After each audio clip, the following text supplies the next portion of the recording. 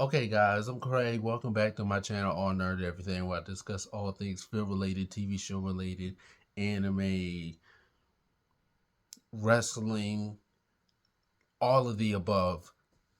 If you are seeing this and wondering why I'm in my pajamas, it's because this video was recorded at night. So if you don't like it, then I don't know what else to tell you. But that's not gonna distract. I hope it didn't distract too much from my review on Kung Fu Panda 2.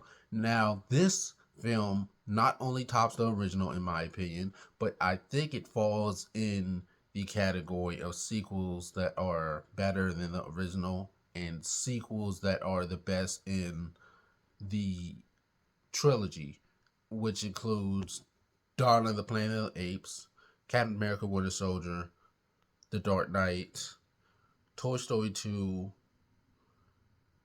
There are a few others that come to mind that I'm kind of blanking on.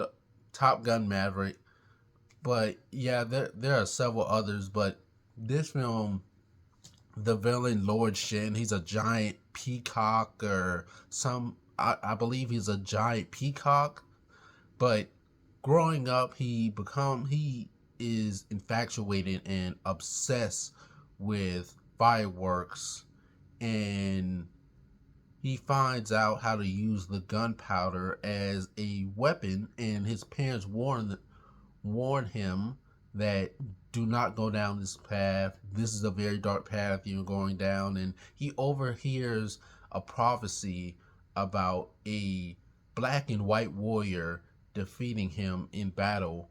And he commits genocide against a whole village of pandas, which turns out that was Poe's village when he was a baby, and all of this happened when he was a baby, and Poe was having very traumatic experiences from all all of this. And not only does he have to save China from Lord Shin's plan to destroy and eradicate all things karate, but he also has to look into his past to defeat Lord Shin. And they are what I really love about this film is that the villain and the protagonist Lord Shin and Poe are more alike than a lot of people think. Both of them,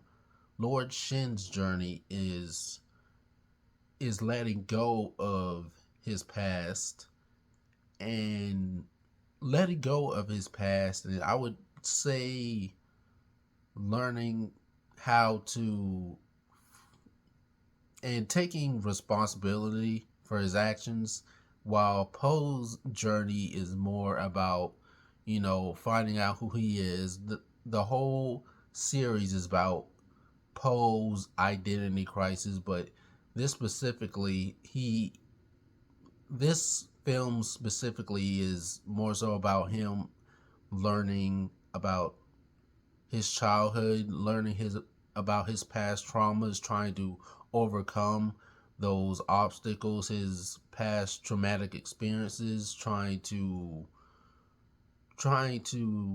find out who he is and where he lives, where he puts himself in the world, even though everyone sees him as this giant panda bear who is great at martial arts. He is still trying to figure out who he is as a person, because he truly had a never truly had a childhood, because his clan, his family was practically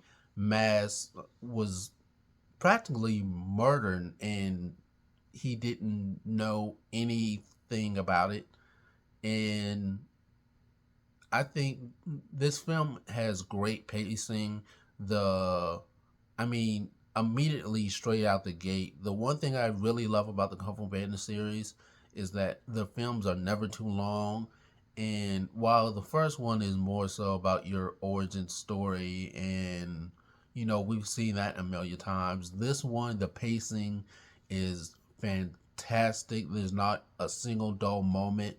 It's it's beat after beat after beat. It doesn't feel like it slows down at all.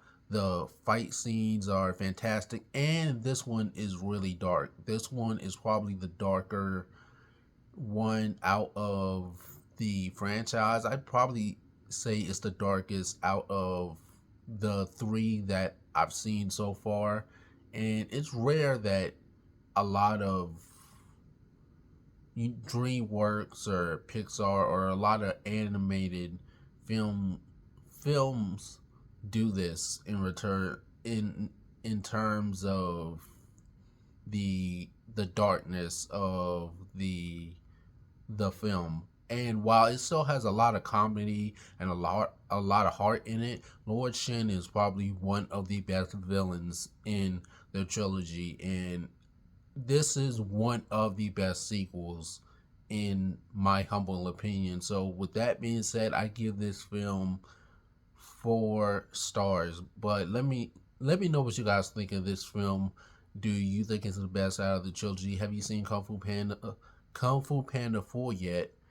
And just let me know your thoughts overall in the comment section. Don't forget to like, share, comment, subscribe, man. I'll see you guys in the next review.